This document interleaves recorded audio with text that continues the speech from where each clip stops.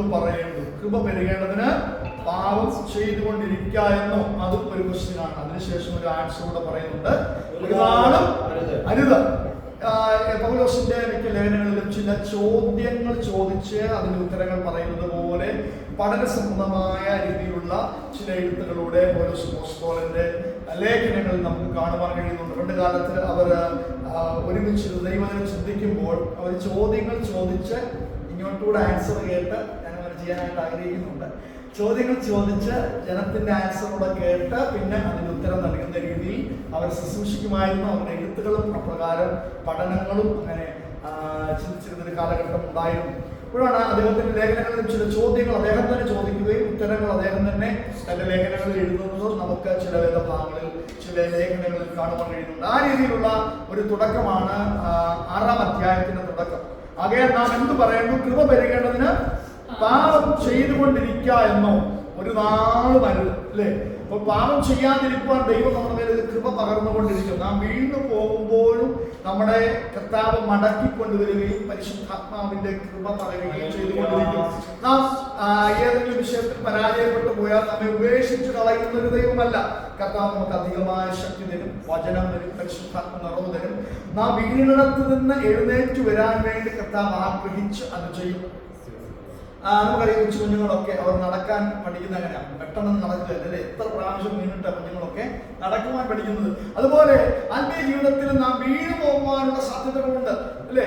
അപ്പോൾ വീണു പോകാനുള്ള ഇടത്ത് നിന്ന് നമുക്ക് വീണ്ടും ശക്തി പകർന്ന് വചനത്തിൽ കൂടെ പരിശുദ്ധാത്മാവിൽ കൂടെ ശക്തി പകർന്ന് നമ്മെ നടത്തുവാൻ, ആത്മീകമായി നടത്തുവാൻ ബന്ധപ്പെടുന്ന ഒരു കർത്താവുണ്ട്.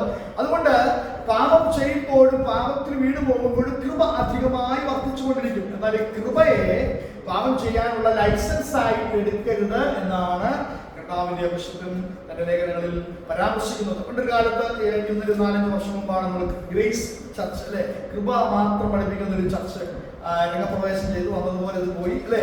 അപ്പോൾ കൃപ ഉള്ളത് കൊണ്ട് പാപം ചെയ്താലും കുഴപ്പമില്ല എന്നൊരു പഠിപ്പിക്കൽ ആ കാലഘട്ടത്തിൽ ഉടലെടുക്കുവാനായിട്ട് ഇടയായിത്തീർന്നു നമുക്കറിയാം. എന്നാൽ ദൈവം അങ്ങനെ പഠിപ്പിക്കുന്നില്ല. കൃപ കൃപ പെരുകേണ്ടതിന് പാപം ചെയ്തുകൊണ്ടിരിക്കുക എന്നോ? ചെയ്യരുത്, ഒരു നാൾ വരുതെന്നാണ് കർത്താവിന്റെ വചനത്തിൽ ലേഖനത്തിൽ എഴുതപ്പെട്ടിരിക്കുന്നത്.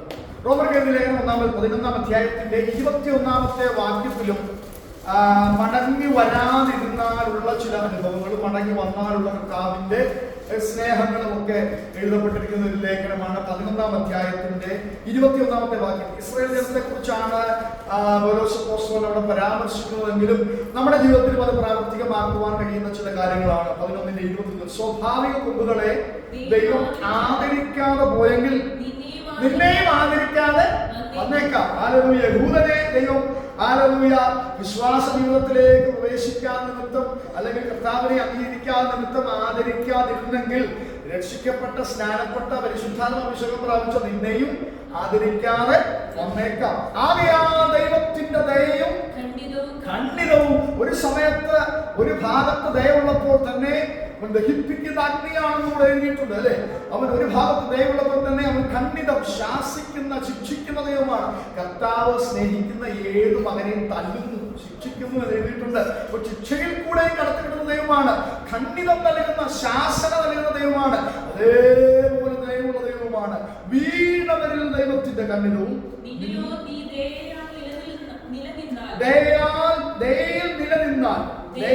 നിലനിന്നാൽ ദൈവം തന്നെ, അല്ലെങ്കിൽ നീയും ഛേദിക്കപ്പെടും. ഹല്ലേലൂയ. വിശ്വാസ ജീവിതത്തിൽ ഹല്ലേലൂയ വിശുദ്ധിയിൽ, വേർപാടിൽ, ദൈവകൃപയിൽ മുന്നേറിയില്ലെങ്കിൽ ഛേദിക്കപ്പെടുവാൻ സാധ്യതയുണ്ട്. അവിശ്വാസത്തിൽ നിലനിൽക്കാഞ്ഞാൽ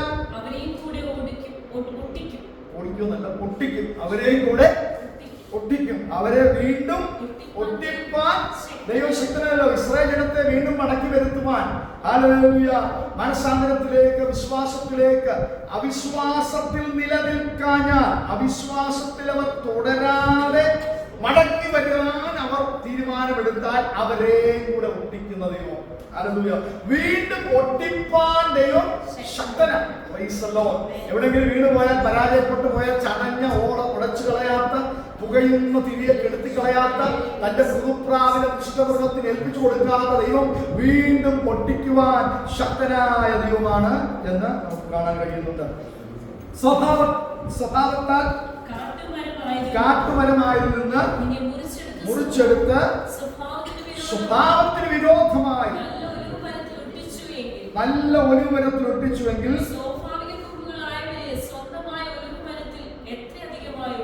സ്വഭാവത്താൽ കാട്ടുമരമായിരുന്ന നമ്മെ മുറിച്ചെടുത്ത് സ്വഭാവത്തിന് വിരോധമായ നല്ല ഒലിവുമരത്തിൽ ഒട്ടിച്ചുവെങ്കിൽ സ്വാഭാവിക മുമ്പുകളായവരെ സ്വന്തമായ ഒരു മരത്തിൽ എത്ര അധികമായി ഒട്ടിക്കും. മടങ്ങി വന്നാൽ ആദ്യ ദൈവം ഇസ്രായേലിനെ സ്വീകരിക്കും. വിശ്വാസത്തിലേക്ക് വന്നാൽ അവർക്കും ദൈവം ഉപേക്ഷിച്ച സ്ഥാനത്ത് നിന്ന് അവരെ ദൈവം മടക്കി വരുവാൻ ഇടയാകുമെന്നാണ് ആ ഭാഗങ്ങൾ എഴുതിയിരിക്കുന്നത്. ആ ഭാഗങ്ങൾ ഇസ്രായേലിനെ കുറിച്ചാണ് സംസാരിക്കുന്നതെങ്കിലും അവിടെ വീണ്ടും ഒട്ടിക്കുന്ന, വീണ്ടും മടക്കി വരുത്തുന്ന ഒരു ദൈവത്തെ നമുക്ക് കാണാൻ കഴിയുന്നുണ്ട് അല്ലേ?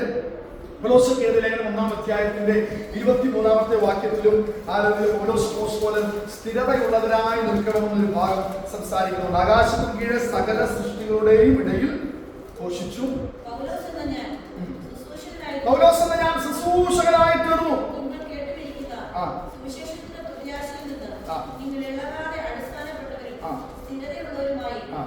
നിങ്ങൾക്കൊരു സുവിശേഷം ലഭിച്ചു, അതിനൊരു പ്രത്യാശയുണ്ട്. ആ പ്രത്യാശ കർത്താവിന്റെ മടങ്ങിവരമാണ്, കർത്താവിനുള്ള രക്ഷയാണ്. എന്നാൽ നിങ്ങൾ എങ്ങനെ നിൽക്കണം? അതില് ഇളകാതെ അടിസ്ഥാനപ്പെട്ടവരും സ്ഥിരതയുള്ളവരുമായി വിശ്വാസത്തിൽ നിലനിൽക്കണം.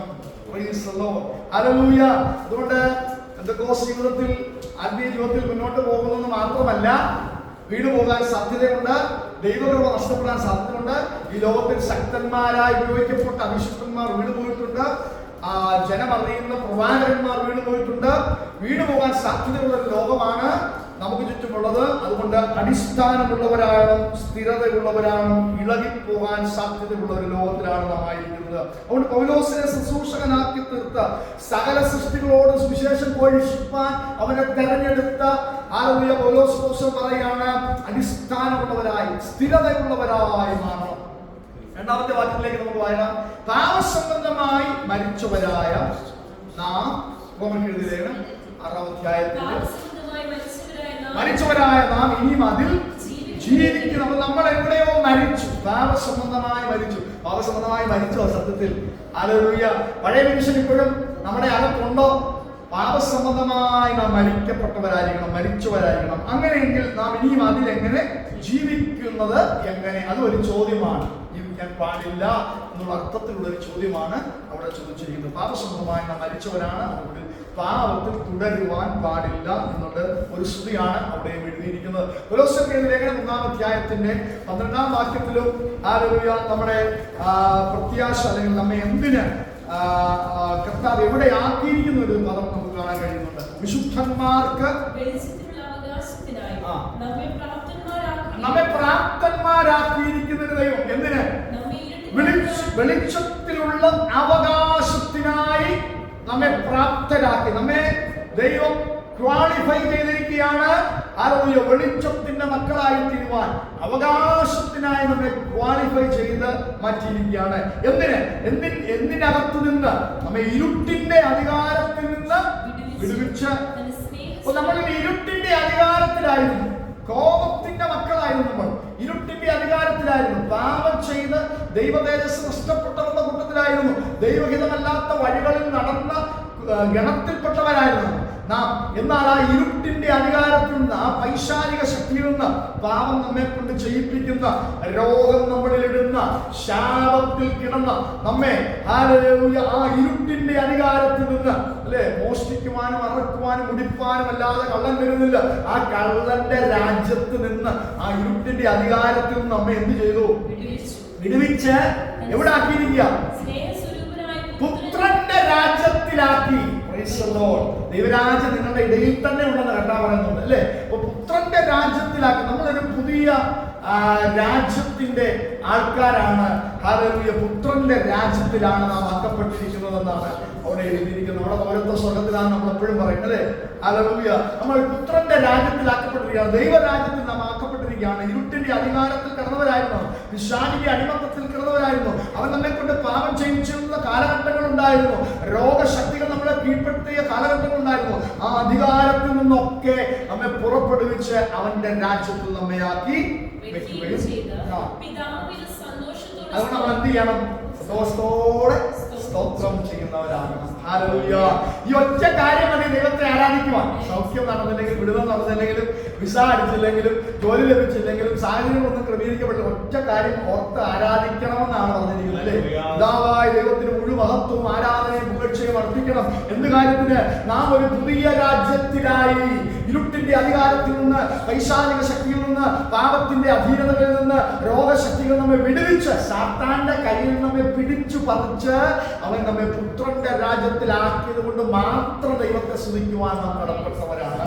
1 പത്രോസ് എഴുതിയ ലേഖനം 4-ാം അധ്യായത്തിന്റെ 1-ാമത്തെ വാക്യത്തിലും അതേ ഭാഗം കാണാൻ കഴിയുന്നുണ്ട്. ക്രിസ്തു ജഡത്തിൽ കഷ്ടം അനുഭവിച്ചതുകൊണ്ട് നിങ്ങളും ആ ഭാവം തന്നെ ആയുധമായി ധരിപ്പീൻ. ജഡത്തിൽ കഷ്ടം അനുഭവിച്ചവൻ നമ്മൾ ജഡത്തിൽ കഷ്ടം അനുഭവിക്കണം. ജഡത്തിൽ കഷ്ടം അനുഭവിക്കണം. ഈ ലോകത്തിലാണ് നാം ജീവിക്കുന്നത്. ഈ ലോകത്തിൽ ജീവിക്കുമ്പോൾ പാപസംബന്ധമായ സാധ്യതകൾ നമ്മെ മാടി വിളിക്കും. എവിടൊക്കെ? ടിവിയിൽ കൂടെ, ഇന്റർനെറ്റിൽ കൂടെ, സാഹചര്യങ്ങളിൽ കൂടെ, കൂട്ടുകാരിൽ കൂടെ, ജോലി മേഖലകളിൽ കൂടെ, നാം ബന്ധപ്പെടുന്ന, നാം സംസാരിക്കുന്ന വ്യക്തികളിൽ കൂടെ ഒക്കെ പാപം നമ്മുടെ പഞ്ചേന്ദ്രിയങ്ങളിൽ കൂടെ അകത്ത് കയറാൻ സാധ്യതയുണ്ട്. പിശാച് അവന്റെ രാജ്യത്തിലേക്ക് നമ്മെ മടക്കിക്കൊണ്ടിരുവാൻ എപ്പോഴും ബന്ധപ്പെട്ടുകൊണ്ടിരിക്കുകയാണ്. ഇരുട്ടിന്റെ അധികാരത്തിലേക്ക് നമ്മെ വീണ്ടും മടക്കിക്കൊണ്ടിരാൻ ബന്ധപ്പെട്ടുകൊണ്ടിരിക്കുന്ന ഒരു പിശാചുണ്ട്. അപ്പോൾ എന്ത് ചെയ്യാണ്? അപ്പോൾ നിങ്ങൾ എന്ത് ചെയ്യണം?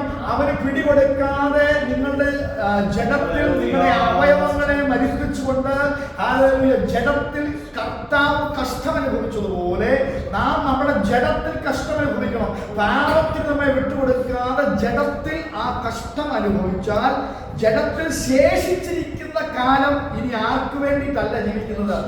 ഇനി നമ്മുടെ മനുഷ്യരുടെ മോഹങ്ങൾക്കല്ല, ദൈവത്തിന്റെ ഇഷ്ടത്തിന് അത്രയും ജീവിക്കേണ്ടതിന് പാപം വിട്ടൊഴിഞ്ഞിരിക്കുന്നു. കേൾക്കുമ്പോൾ ആരാധിക്കാൻ തോന്നുന്നുണ്ടോ? പാപം വിട്ടൊഴിഞ്ഞുള്ള ഒരു ജീവിതത്തിലേക്ക് മനുഷ്യന്റെ ഇഷ്ടങ്ങൾക്കല്ല, മോഹങ്ങൾക്കല്ല, ഹല്ലേലൂയ, കൂട്ടുകാർ ചേർന്നുള്ള കൂട്ടുകൂടലുകൾക്കല്ല, ഹല്ലേലൂയ, ലോകത്തിൻ്റെതായിട്ടുള്ള മോഹങ്ങൾക്കല്ല, ദൈവത്തിന്റെ ഇഷ്ടത്തിന് വേണ്ടി ജീവിക്കുവാൻ പാപം വിട്ട് ഒഴിയുന്ന ഒരു ജീവിതം ഉണ്ടായിരിക്കണം. അതിനായി നമ്മെ തിരഞ്ഞെടുത്തിരിക്കുന്നു. കാമാർത്ഥികളിലും മോഹങ്ങളിലും വീഞ്ഞുകുടിയിലും വെറുക്കൂത്തുകളിലും മദ്യപാനത്തിലും കർമ്മവിരുദ്ധമായ വിഗ്രഹാരാധന നടന്ന് ജാതികളുടെ ഇഷ്ടം പ്രവർത്തിച്ചുകൊണ്ട് കാലപ്പൊക്കിയത് മതി. ഒരു കൽപ്പന പോലെയാണ് പരിശുദ്ധാത്മാവോട് എഴുതിയിരിക്കുന്നത്. പണ്ടുകാലത്തുണ്ടായിരുന്ന മോഹങ്ങൾ, ഹല്ലേലൂയ, ആ ധർമ്മവിരുദ്ധമായ കാര്യങ്ങൾ, അതിൽ നിന്നൊക്കെ ജീവിച്ച കാലത്ത് നിന്ന് ആ ജീവിത ശൈലിയിൽ നിന്ന് മാറുക എന്നുള്ളൊരു കൽപ്പനയാണ് അവിടെ നാം കാണുന്നത്. അടുത്ത വാക്യം ശ്രദ്ധിക്കുക. ദുർനടപ്പിന്റെ അതേ കവച്ചിലിൽ നിങ്ങൾ അവരോട് ചേർന്ന്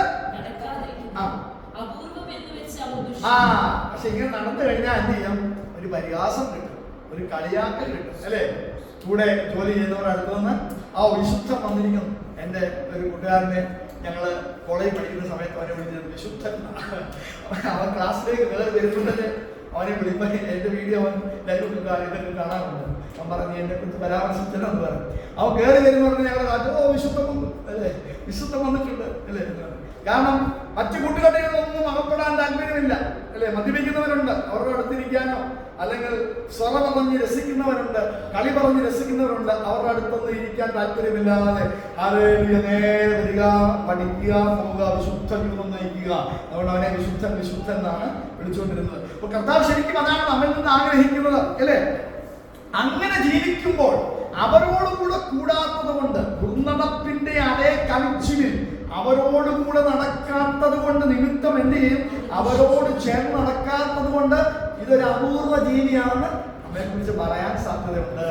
ഹല്ലേലൂയ. നടക്കാതിരിക്കുന്നത് കൊണ്ട് അപൂർവം എന്ന് വെച്ച് അവർ നമ്മെ ദുഷിക്കുവാൻ സാധ്യതയുണ്ട്. ഇതൊരു അപൂർവ ജീവിയാണ്. സ്കൂളിൽ ഒരു അപൂർവ ജീവി അല്ലെ, സഭയിൽ ഒരു അപൂർവ ജീവി, ഹല്ലേലൂയ, ദേശത്തോട് നടക്കുന്ന ഒരു അപൂർവ ജീവി. മറ്റു കാര്യങ്ങളൊന്നും, ലോകത്തിന്റെ മോഹങ്ങളൊന്നും ഇടപെടാത്ത ഒരു അപൂർവ സാധനം എന്ന് നമ്മെ കുറിച്ച് പറയാൻ സാധ്യതയുണ്ട്. പറഞ്ഞോട്ടെ, പക്ഷെ അവരുടെ കവിച്ചിലിൽ അവരോടുകൂടെ ചേർന്ന് നടക്കുവാൻ നമുക്ക് പ്രമാണമില്ല എന്നാണ്. അതിന്റെ പേരിൽ ദൂഷണങ്ങൾ ഉണ്ടാകും, ദുഷിക്കുന്ന അനുഭവങ്ങൾ ഉണ്ടാകും, കുറ്റപ്പെടുത്തുന്ന അനുഭവങ്ങൾ ഉണ്ടാകും, മാറ്റി നിർത്തുന്ന അനുഭവങ്ങൾ ഉണ്ടാകും, അല്ലേ? ഞാൻ വിശ്വാസത്തിലേക്ക് വന്നപ്പോൾ എനിക്കിപ്പോൾ ആ വിശ്വാസത്തിലില്ല. വിശ്വാസത്തിലേക്ക് വന്ന് ഞാൻ കോളേജ് പഠിക്കുന്ന സമയത്ത് 1ാം വർഷം ഡിഗ്രിക്കാണ് വിശ്വാസത്തിലേക്ക് വന്നത്. ആ വിശ്വാസം വന്ന സമയത്ത് എനിക്ക് ഫ്രീ ടൈം കിട്ടുമ്പോഴെല്ലാം എനിക്ക് ബൈബിൾ വായിക്കണം, അല്ലെങ്കിൽ ബൈബിൾ റിലേറ്റഡ് ആയിട്ടുള്ള ബുക്കുകൾ വായിച്ചുകൊണ്ടിരിക്കണം എന്നുള്ള ആഗ്രഹം പൊതിയുമായിരുന്നു എപ്പോഴും. അപ്പോൾ ആൾക്കാർ എൻ്റെ കൂടെ സ്റ്റുഡൻസ് ഒന്ന് ചോദിക്കും, എന്ത് പറയുന്നത് ഇങ്ങനെ, എന്ത് നീ വായിക്കുന്നത്, ഇങ്ങനെ എടുത്ത് ഞാനത് അറിഞ്ഞുകൊണ്ടുകൂടെ വായിക്കും. കാരണം അവർ ചോദിക്കണം എന്താ നീ വായിക്കുന്നതെന്ന് ചോദിക്കുമ്പോൾ ഇത് എൻ്റെ ബുക്കാണ്, ഇത് എൻ്റെ കാര്യമാണ് സംസാരിക്കാൻ വേണ്ടി ഞാൻ അറിഞ്ഞുകൊണ്ടുകൂടെ വായിക്കും. ഞാനിവിടെ ജോലിക്ക് നല്ല ആരാധനയുടെ അന്തരീക്ഷത്തിൽ നിന്നും ശുശ്രൂഷയുടെ അന്തരീക്ഷത്തിൽ നിന്നൊക്കെയാണ് UAE ആദ്യമായി 2005 ജോലിക്ക് വന്നത്. ജോലിക്ക് വന്ന സമയത്ത് എനിക്ക് ഭയങ്കര ബുദ്ധിമുട്ടായിരുന്നു. നല്ല തീയുടെ ആരാധനയ്ക്കകത്തു നിന്ന് അൽഖുസിലെ ഒരു ക്യാമ്പിലേക്ക് ആദ്യം വന്നപ്പോൾ വളരെ അസ്വസ്ഥത, വളരെ ബുദ്ധിമുട്ട് എനിക്ക് തോന്നി. ഞാൻ പ്രാർത്ഥിക്കാൻ എനിക്ക് സ്ഥലമില്ലാഞ്ഞിട്ട് പ്രാർത്ഥിക്കാൻ എടുക്കുന്ന സ്ഥലം ബാത്റൂമായിരുന്നു. അതായത് അവിടെ 10-15 ബാത്റൂമുകളുണ്ട്. ആ ബാത്റൂമിൽ ഏറ്റവും ലാസ്റ്റ് ഒരു ബാത്റൂമിൽ കയറി 1 മണിക്കൂർ ഞാൻ പ്രാർത്ഥിച്ചിട്ടുണ്ട്. അതുപോലെ ഞാൻ അൽഖുസിലെ ഒരുപടി മരുഭൂമി ഏരിയകളുണ്ട്, ഡിസാർട്ട് ഏരിയകളുണ്ട്. അവിടെ ആരുമില്ലാത്ത സ്ഥലത്തുകൂടെ നടന്ന് ശബ്ദത്തിൽ പ്രാർത്ഥിച്ചിട്ടുണ്ട്. ഇനിയും പ്രാർത്ഥിക്കാൻ സമയമില്ലാത്തത് കൊണ്ട് ടെറസിൽ കയറി പ്രാർത്ഥിച്ചിട്ടുണ്ട്. ആദ്യത്തെ തീഷ്ണതയാണ് അതില്ല സത്യത്തിൽ, അല്ലേ? അപ്പോൾ ആദ്യത്തെ തീഷ്ണതയിൽ ടെറസിന്റെ മണ്ടയ്ക്ക് മണിക്കൂറുകൾ പ്രാർത്ഥിച്ചിട്ടുണ്ട്, മരുഭൂമിയിൽ പ്രാർത്ഥിച്ചിട്ടുണ്ട്, ബാത്റൂമിൽ പ്രാർത്ഥിച്ചിട്ടുണ്ട്. ഞാൻ ഡ്യൂട്ടിക്ക് നമ്മൾ പോകാൻ വേണ്ടി വാഹനം വരാൻ വേണ്ടി നിൽക്കുമ്പോൾ ഒരു 10-15 മിനിറ്റ് എടുക്കും. ചിലപ്പോൾ 1/2 മണിക്കൂറൊക്കെ പലരും എടുത്തു വരുമല്ലേ, സ്കൂൾ ബസ് പിള്ളേരെ എടുത്ത് വരുന്ന പോലെ പലരും എടുത്തു വരുന്നതാണ്, അതിന് സമയമെടുക്കും. അപ്പോൾ ഒരു 15-20 മിനിറ്റ് കാണും. അപ്പോൾ ഞാൻ ഫോൺ എടുക്കും. അപ്പോൾ കൂട്ടുകാർ കാണരുത്, അപ്പോൾ കൂട്ടുകാർ ഞാൻ പ്രാർത്ഥിക്കുകയാണ് മനസ്സിലാകരുത്. അതിന് ഞാൻ ഫോൺ എടുക്കും. ഫോൺ എടുത്ത് സംസാരിക്കുന്ന പോലെ, വീട്ടിൽ സംസാരിക്കുന്ന പോലെ ഇങ്ങനെ നടന്ന് 15 മിനിറ്റ് അവരുടെ അടുത്തുനിന്ന് മാറി. കാരണം അവരെങ്ങനെ അവർക്ക് കഥകളൊക്കെ പറഞ്ഞിട്ടുണ്ട്. അപ്പോൾ എൻ്റെ സമയം നഷ്ടപ്പെടുത്താൻ പാടില്ല. അതുകൊണ്ട് ഞാനൊരു 15-20 മിനിറ്റ് സമയമുള്ളപ്പോൾ ആ മൊബൈൽ എടുത്തിട്ട് ഞാൻ ഇങ്ങനെ സംസാരിക്കാം. വീട്ടിൽ വിളിക്കുന്നുണ്ട്, ഇങ്ങനെ സംസാരിച്ചു. ഒരു ദിവസം ഒരു പയ്യനെ ഒരു ഡൗട്ട് തോന്നി, ഇവൻ ആരെയും വിളിക്കുന്നു എന്ന് കരുതിയിട്ട് അവൻ എൻ്റെ മൊബൈലിൽ വിളിച്ചു. അവൻ എൻ്റെ നമ്പർ മൊബൈൽ വിളിച്ച് സംസാരിച്ചുകൊണ്ടിരിക്കുന്നത് എൻ്റെ മൊബൈൽ ഇറങ്ങുകയായിരുന്നു. അപ്പൊ അവൻ പറഞ്ഞു കള്ളത്തിലെന്തോ കാണിക്കുന്നു. അപ്പൊ ഞാൻ അവനോട് മാത്രം മാറ്റത് ഞാൻ പ്രാർത്ഥിക്കുക ചെയ്യും. അപ്പൊ അങ്ങനെ തീഷ്ണത, അല്ലേ? ആ സമയത്ത് നിങ്ങളുടെ വിശ്വാസ ജീവിതത്തിലേക്ക് വന്ന സമയത്ത് തീഷ്ണത എന്ന് ആലോചിച്ച് നോക്കി. ടെറസ് കിട്ടിയാൽ അവിടെ പ്രാർത്ഥിക്കും, ബാത്റൂം കിട്ടിയാൽ അവിടെ പ്രാർത്ഥിക്കും, മരുഭൂമി കിട്ടിയാൽ അവിടെ പ്രാർത്ഥിക്കും, ബസ് കയറാൻ നിൽക്കുന്ന സമയത്ത് പ്രാർത്ഥിക്കും, അടുക്കളയിൽ പ്രാർത്ഥിക്കും, അല്ലേ? പ്രാർത്ഥിക്കുവാൻ, അന്യഭാഷ ജാഗരിക്കുവാൻ, പ്രവചനാത്മാവിൽ നിറയുവാൻ ബന്ധപ്പെട്ട് ഓടിയുന്ന ഒരു സമയങ്ങളുണ്ട്. നാം ആ കാലഘട്ടത്തിലേക്ക് മടങ്ങി വരണമെന്ന് ഞാൻ പറയാൻ ആഗ്രഹിച്ചത് അത് സംസാരിക്കുകയാണ്. നമ്മൾ ആ ഒരു കാലഘട്ടത്തിലേക്ക്, ആ തീഷ്ണതയിലേക്ക്, ആ ഉത്സാഹത്തിലേക്ക് മടങ്ങി വരണം. എന്നാൽ മാത്രമേ ദൈവത്തെ പ്രാപിക്കാൻ കഴിയത്തുള്ളൂ. നമ്മുടെ അവരോടുകൂടെ നടക്കുന്നത് ഒരു അപൂർവ ജീവിയാണ് നമ്മെ കുറിച്ച് പറയും. ഇവനൊരു വിശുദ്ധനാണ്, ഇവൻ നമ്മളുമായിട്ട് കൂട്ടുകൂടുന്നില്ലല്ലോ എന്ന് പറയാൻ സാധ്യതയുണ്ട്. എന്നാൽ ഹല്ലേലൂയ, ആ ദുഷിക്കുന്ന അനുഭവങ്ങളുടെ നടുവിലും കർത്താവിനോട് നാം ചേർന്ന് നിൽക്കുന്നവരായി തീരണം. എന്താ ഇതുകൊണ്ടുള്ള ഗുണം? 5-ാമത്തെ വാക്യത്തിൽ ജീവികളെ മരിച്ചവരെ ന്യായം വിധിപ്പാൻ ഒരുങ്ങിയിരിക്കുന്നവന് അവർ കണക്ക് ബോധിപ്പിക്കേണ്ടി വരും. ഹല്ലേലൂയ. നമ്മൊരു കാലത്ത് ദൈവസന്നിധിയിൽ നിൽക്കേണ്ടതായിട്ട് വരും. നമ്മോട് ചില ചോദ്യങ്ങൾ ചോദിക്കും ദൈവം. ഹല്ലേലൂയ, നീ റാസക്കേമേലായിരുന്നപ്പോൾ എന്ത് ചെയ്തു? നിനക്ക് ഇത്രയും സാഹചര്യങ്ങളും ഹല്ലേലൂയ സാധ്യതകളും തന്നിട്ട് നീ എന്ത് ചെയ്തു? കണക്ക് ബോധിപ്പിക്കുന്ന ഒരു സമയം ഉണ്ടാകുമെന്നാണ് ആ വചനം നമുക്ക്. അപ്പൊ പാപസംബന്ധമായി മരിച്ചവരായിരിക്കും നമ്മൾ. ആ പാപസംബന്ധമായ ജീവിതത്തിൽ തുടരുവാൻ പാടില്ല. അത് തുടരുന്നത് എങ്ങനെ, ജീവിക്കുന്നത് എങ്ങനെ എന്നുള്ള ശാസനം പോലെയാണ് പോസ്റ്റർ 2-ാം വാക്യം എഴുതിയിരിക്കുന്നത്. 3-ാം വാക്യത്തിലേക്ക് നമുക്ക് കയറുവാനുള്ള സമയമുണ്ട്. അല്ല, യേശു ക്രിസ്തുവിനോട് ചേരുവാൻ സ്നാനമേറ്റവരായ നാം എല്ലാവരും അവന്റെ മരണത്തിൽ പങ്കാളികളാകുവാൻ സ്നാനമേറ്റിരിക്കുന്നത് നിങ്ങൾ അറിയുന്നില്ലേ? വേദഭാഗങ്ങളൊക്കെ പല പ്രസംഗങ്ങളിലും അല്ലാതെ നാം ചിന്തിക്കുകയും പഠിക്കുകയും ചെയ്തിട്ടുള്ള എക്സ്പ്ലെയിൻ ചെയ്യുന്ന കാര്യമില്ല. എങ്കിലും ഞാനൊന്ന് ഓടിച്ചു വായിക്കാം. ഞാൻ വിമലിനെ കൂടെ പ്രതീക്ഷിച്ചിരുന്നു. യേശു ക്രിസ്തുവിനോട് ചേരുവാൻ സ്നാനമേറ്റവരായ നാം എല്ലാവരും അവന്റെ മരണത്തിൽ പങ്കാളികളാകുവാൻ സ്നാനമേറ്റു. ഇപ്പൊ സ്നാനത്തിൽ കൂടെ സംഭവിക്കുന്ന എന്താണ്? യേശു കർത്താവ് മരിച്ച് അടക്കപ്പെട്ടതുപോലെ പാപസംബന്ധമായുള്ള മനുഷ്യൻ, പഴയ മനുഷ്യൻ, അവനോടുകൂടെ മരണത്തിൽ പങ്കാളിയാകുന്നു. അവനെ പോലെ മനുഷ്യൻ, നമ്മളിലെ പഴയ മനുഷ്യൻ, പാപം ചെയ്യുന്ന മനുഷ്യൻ അവരോടുകൂടെ മാറ്റിക്കുന്നു. മരണത്തിൽ അവരോടുകൂടെ പങ്കാളികളാകുവാൻ സ്നാനം എന്നിരിക്കുന്നു. ഗലാത്യർക്ക് എഴുതിയ ലേഖനത്തിൽ നമുക്കത് കാണാൻ കഴിയുന്നുണ്ട്. ഗലാത്യർക്ക് എഴുതിയ ലേഖനം 3-ാം അധ്യായത്തിന്റെ 26-ാമത്തെ വാക്യത്തിൽ എഴുതിയിരിക്കുന്നു, ക്രിസ്തുയേശുവിലെ വിശ്വാസത്താൽ നിങ്ങളെല്ലാവരും ദൈവത്തിന്റെ മക്കളാകുന്നു. എങ്ങനെയാണ് നാം ദൈവത്തിന്റെ മക്കളായി മാറിയത്? ഹല്ലേലൂയ. നാം എന്തെങ്കിലും പ്രാർത്ഥന കഴിച്ചത് കൊണ്ടോ, നാം ഒരു ദിവസം പെട്ടെന്ന് തീരുമാനിച്ചത് കൊണ്ടല്ല. അവൻ നമ്മുടെ ഹല്ലേലൂയ കർത്താവ് നമ്മെ സ്നേഹിച്ചു, തെരഞ്ഞെടുത്തു, അതൊരു കാര്യം. എന്നാൽ നാം ക്രിസ്തുയേശുവിൽ വിശ്വസിച്ചു, അല്ലേ? വിശ്വസിക്കുകയും സ്നാനമേൽക്കുകയും ചെയ്യുന്നവൻ രക്ഷിക്കപ്പെടും. വിശ്വസിക്കാത്തവൻ ശിക്ഷാവിധിയിൽ അകപ്പെടും. അപ്പോൾ വിശ്വസിച്ചത് കൊണ്ടാണ്, ആരിൽ വിശ്വസിച്ചുകൊണ്ട്? യേശുവിനെ സ്വന്തം രക്ഷിതാവും കർത്താവുമായി ഹൃദയത്തിൽ സ്വീകരിച്ച് അംഗീകരിച്ചത് കൊണ്ടാണ് ഹല്ലേലൂയ വിശ്വാസ ജീവിതത്തിലേക്ക് കടന്നു വരുവാൻ കഴിഞ്ഞത്. അതുകൊണ്ട് ക്രിസ്തുയേശുവിലുള്ള വിശ്വാസത്താൽ നാം ഏത് പദവിയിലേക്ക് വന്നു? ദൈവത്തിന്റെ മക്കൾ എന്ന പദവിയിലേക്ക് വന്നു. Hallelujah, hallelujah. മറ്റുള്ളവരെ നമ്മളെ എന്ത് ദുഷിച്ചാലും ഹല്ലേലൂയ, ഒരു കാര്യം നമ്മൾ മനസ്സിലാക്കണം, നാം ദൈവത്തിന്റെ പുത്രന്മാരായി മാറിയിരിക്കുന്നു. ദൈവത്തിന്റെ മക്കൾ എന്ന പദവി നമുക്കുണ്ട്. ഒരു കമ്പനിയിൽ ഏറ്റവും താഴ്ന്ന ജോലി ചെയ്യുന്നവനാണെങ്കിലും, അവനൊരു ലേബർ ആണെങ്കിലും, ആ കമ്പനിയിൽ അവനെ ദുഷിച്ച് തള്ളി ചവിട്ടിയിടുകയാണെങ്കിലും, അവൻ ക്രിസ്തുയേശുവിനെ സ്വീകരിച്ച വ്യക്തിയാണെങ്കിൽ അവൻ ദൈവത്തിന്റെ മകനാണ്, അവൻ പുത്രന്റെ രാജ്യത്തിലാണ്. ഹല്ലേലൂയ.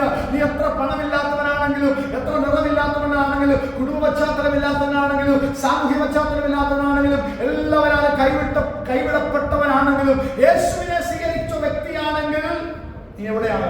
നീ ദൈവത്തിന്റെ മകനാണെങ്കിൽ എന്തിനാ? അവകാശം കൂടെയാണ്. ഹല്ലേലൂയ. 27-ാം വാക്യം, ക്രിസ്തുവിനോട് ചേരുവാൻ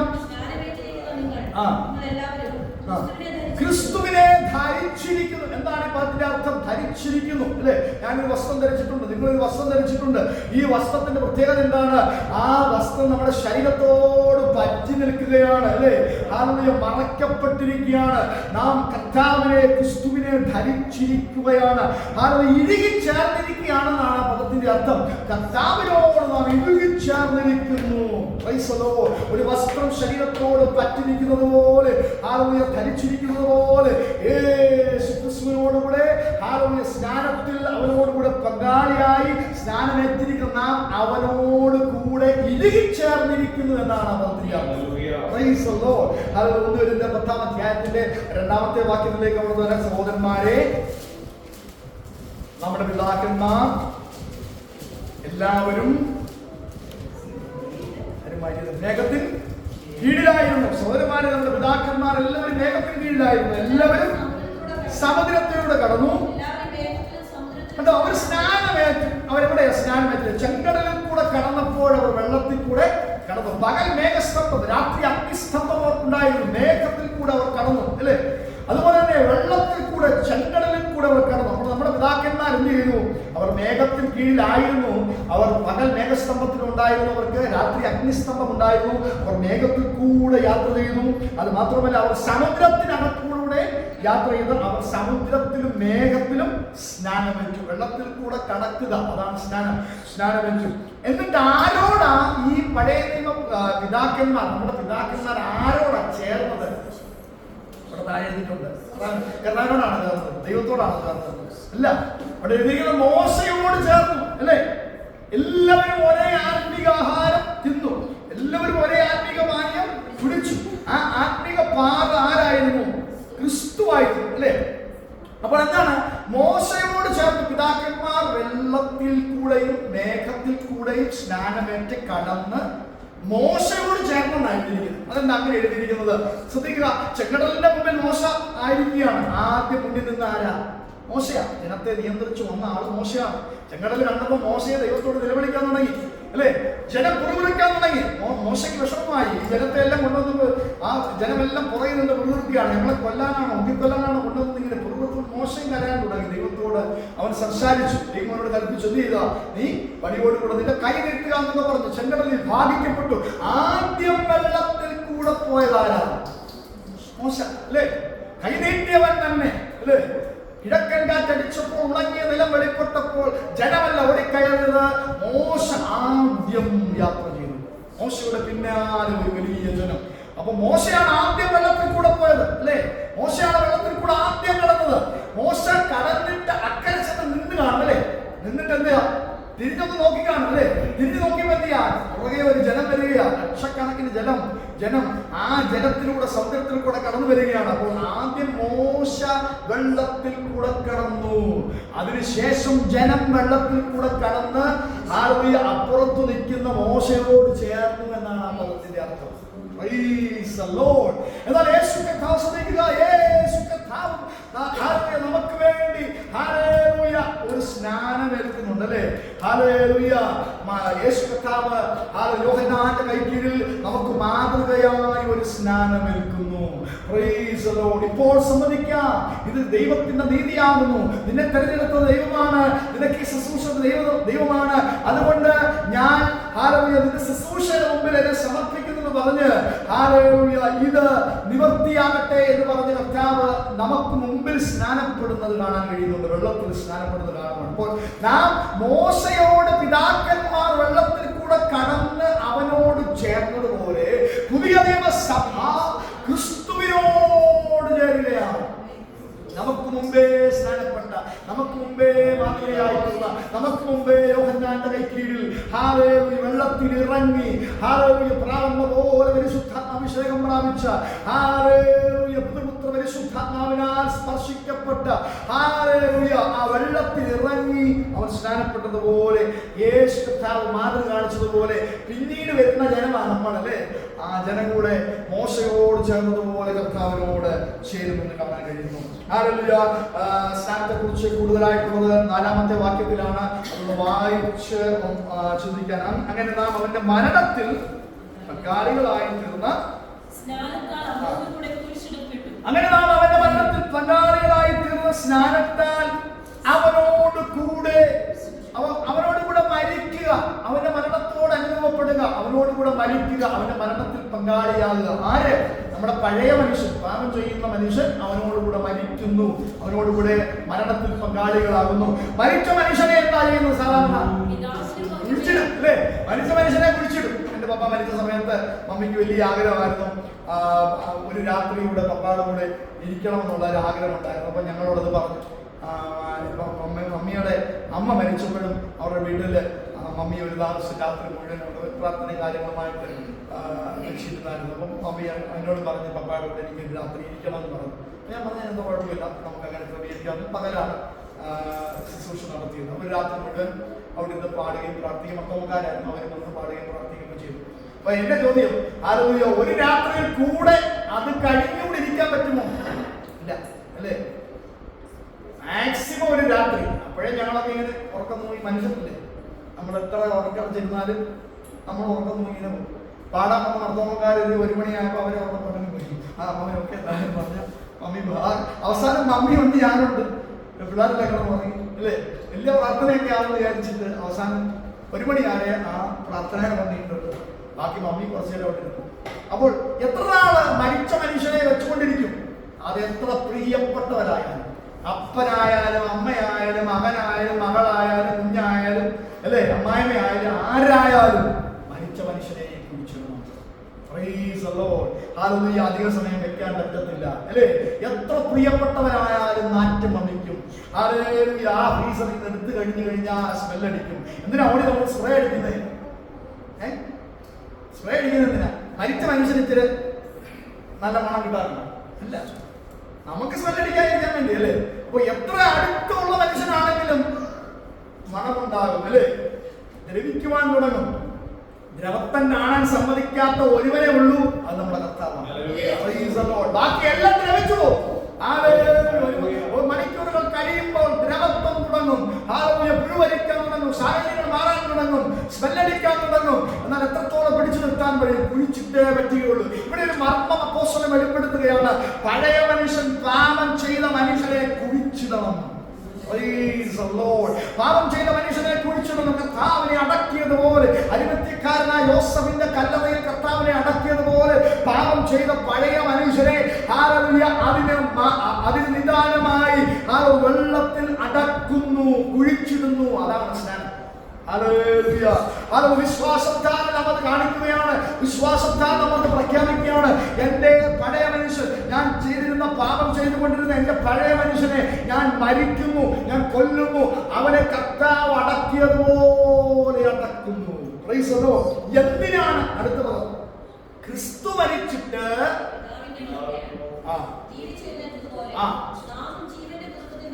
നാമും ജീവന്റെ പുതുക്കത്തിൽ നടക്കേണ്ടതിന്.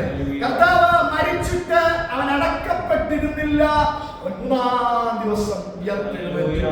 ഹല്ലേലൂയ. പരിശുദ്ധാത്മാവിന്റെ ശക്തിയാൽ അവൻ ഉയർത്തെഴുന്നേൽക്കുവാനിടയായിരുന്നു. അവൻ ജീവിച്ചെഴുന്നേറ്റതുപോലെ അടക്കപ്പെട്ട പഴയ മനുഷ്യൻ അടക്കപ്പെട്ട് പുതിയ മനുഷ്യൻ വെള്ളത്തിൽ നിന്ന് ഉയരുന്നത് പോലെ, അടക്കപ്പെട്ട മനുഷ്യൻ കല്ലറയിൽ എഴുന്നേൽക്കുന്നത് പോലെ വെള്ളത്തിൽ നിന്ന് നാം എഴുന്നേൽക്കുന്നതാണ് സ്നാനം. നാം ജീവന്റെ പുതുക്കത്തിൽ നടക്കേണ്ടതിനാണ് സ്നാനം. കർത്താവിന്റെ മരണത്തെ കുറിച്ച്, കർത്താവിന്റെ ഉയർത്തെഴുന്നേൽപ്പിനെ കുറിച്ച് പിതൃപുത്ര പരിശുദ്ധാത്മാവിനോട് ബന്ധത്തിൽ മൂന്നാല് കാര്യങ്ങൾ പറയുന്നുണ്ട്. കർത്താവിനെ ദൈവം ഉയർപ്പിച്ചെന്നുള്ള ഭാഗങ്ങളുണ്ട്, കർത്താവ് തന്നെ താൻ ഉയർത്തു എന്നുള്ള ഭാഗങ്ങളുണ്ട്, കർത്താവിനെ പരിശുദ്ധാത്മാവ് ഉയർപ്പിച്ചു എന്നുള്ള ഭാഗമുണ്ട്. അപ്പോൾ യേശു കർത്താവിന്റെ ഉയർപ്പിനോടുള്ള ബന്ധത്തിൽ പിതൃപുത്ര പരിശുദ്ധാത്മാവിന്റെ പ്രവൃത്തി വരുന്ന പലവിധ ഭാഗങ്ങളുണ്ട്. ഒന്ന് ദൈവം ഉയർപ്പിച്ചെന്നുള്ള ഭാഗങ്ങൾ, ഒന്ന് കർത്താവ് തന്നെ ഉയർത്തെന്ന് പ്രഖ്യാപിക്കുന്നതും ഉയർത്തുമെന്ന് പ്രഖ്യാപിക്കുന്ന ഭാഗങ്ങളുണ്ട്, പരിശുദ്ധാത്മാവിനെ ഉയർപ്പിച്ചുള്ള ഭാഗങ്ങളുണ്ട്. ചിന്തിപ്പാനുള്ള സമയമില്ല. അതാണ് നാലാമത്തെ വാക്യത്തിന്റെ അവസാന ഭാഗങ്ങൾ വരുന്നത്. അവൻ ജീവിച്ചെഴുന്നേറ്റു, പിതാവിന്റെ മഹിമയിൽ ജീവിച്ചെഴുന്നേറ്റു. ഒരു ദിവസം നമുക്ക് ചിന്തിക്കാം. നമ്മുടെ കണ്ണുകളെ ദിവസം അടച്ചാട്ടെ, ആത്മാർത്ഥമായി പ്രാർത്ഥിച്ചാട്ടെ. നമ്മുടെ പഴയ മനുഷ്യൻ മരിച്ചിട്ടുണ്ടോ? ഹല്ലേലൂയ. മരിക്കുക മാത്രമല്ല, മരിച്ചുകൊണ്ടേയിരിക്കണം. ഒരു കാലഘട്ടത്തിൽ മാത്രമല്ല, ഓരോ ദിവസവും പഴയ മനുഷ്യൻ, ഹല്ലേലൂയ, നമ്മുടെ ഉള്ളിലെ പഴയ മനുഷ്യൻ, ജഡത്തിന്റെ മനുഷ്യൻ മരിച്ചുകൊണ്ടേയിരിക്കണം. പകരം ഉയർത്തെഴുന്നേൽക്കുന്നത് പുതുക്കത്തിന്റെ ആത്മാവായിരിക്കണം. ഹല്ലേലൂയ. Praise the Lord. ഓരോ ദിവസവും നാം ഒരിക്കലായി സ്നാനപ്പെട്ടു, ഒരിക്കലായി പരസ്യ കാഴ്ചയായി പരസ്യമായി ജലത്തിൽ കർത്താവിനെ നമ്മൾ സാക്ഷീകരിച്ചു. ഹല്ലേലൂയ. ജീവന്റെ പുതുക്കത്തിൽ നടക്കുവാൻ നാം തീരുമാനമെടുത്തു. ഹല്ലേലൂയ. എന്നാൽ അത് ഒരിക്കലായി ആ ശുശ്രൂഷ നടത്തപ്പെട്ടെങ്കിലും നമ്മുടെ വ്യക്തിപരമായ ജീവിതത്തിൽ ഓരോ നിമിഷവും കർത്താവിനോട് അനുഭവപ്പെട്ടുകൊണ്ടിരിക്കണം. ഓരോ നിമിഷവും നമ്മുടെ പഴയ മനുഷ്യനെ കർത്താവിനോടൊപ്പം ക്രൂശിച്ചുകൊണ്ടിരിക്കണം. ഹല്ലേലൂയ. ഇനിയും നാം നമുക്കല്ല ജീവിക്കുന്നത്, നമ്മുടെ മോഹങ്ങൾക്കല്ല ജീവിക്കുന്നത്, നമ്മുടെ ഇഷ്ടങ്ങൾക്കല്ല ജീവിക്കുന്നത്. കർത്താവിന്റെ ഇഷ്ടങ്ങൾക്ക്, കർത്താവിന്റെ തീരുമാനങ്ങൾക്ക് അനുസൃതമായി നമ്മുടെ ജീവിതത്തെ ക്രമീകരിക്കുവാൻ ദൈവത്തിലേക്ക് നമുക്ക് സമർപ്പിക്കാം. ഹല്ലേലൂയ. Praise the Lord. റോമർക്കെഴുതിയ ലേഖനം മുഴുവൻ നമ്മെ തന്നെ ശോധന ചെയ്യുന്ന, ശുദ്ധീകരിക്കുന്ന, ഹല്ലേലൂയ, വിശുദ്ധീകരണത്തിന്റെ, നീതീകരണത്തിന്റെ ദൂതുകളാകുമല്ലോ. അതുകൊണ്ട് ഇന്ന് രാത്രി കേട്ട വചനത്തിൽ നിന്ന് നമ്മെ സമർപ്പിക്കാം. ഹല്ലേലൂയ. ജീവിതത്തിൽ ഇപ്പോഴും തലപൊക്കുന്ന പഴയ മനുഷ്യന്റെ സ്വഭാവങ്ങളുണ്ട്,